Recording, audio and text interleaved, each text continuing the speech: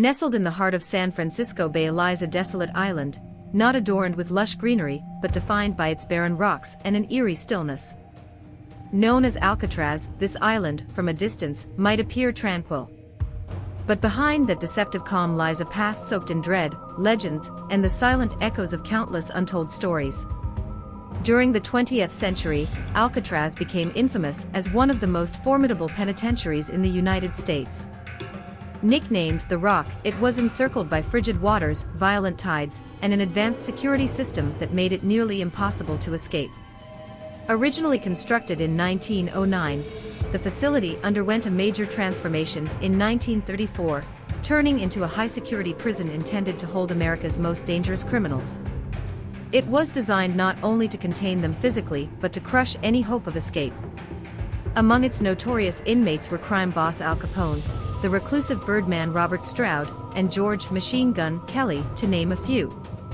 For many, even the thought of breaking free from Alcatraz seemed like madness.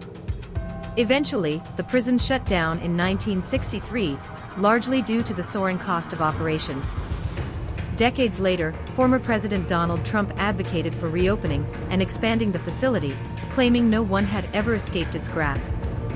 But historical records suggest otherwise.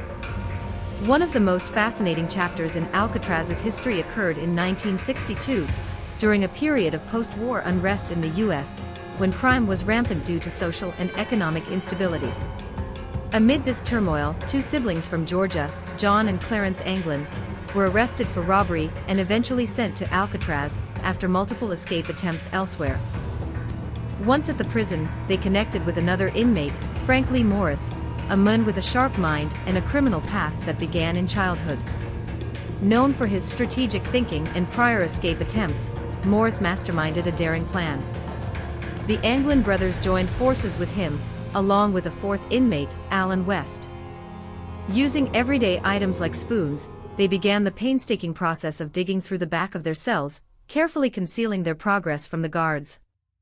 Over 6 months, they worked tirelessly, muffling the noise and preparing for the great escape.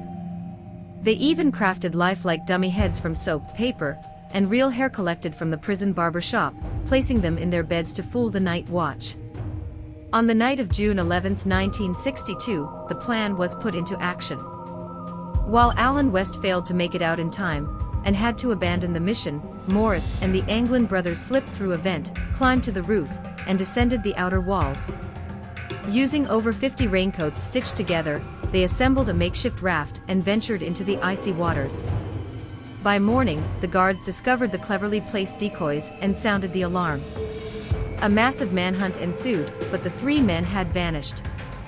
The FBI investigated for 17 years but eventually concluded that the escapees likely drowned. The case was closed in 1979. Still, rumors persist. Some believe the escapees reached a nearby island, stole a vehicle, and disappeared into anonymity. Others claim sightings over the years suggest they survived. The debate remains unresolved. Today, Alcatraz is a popular tourist destination, drawing visitors intrigued by its haunted past.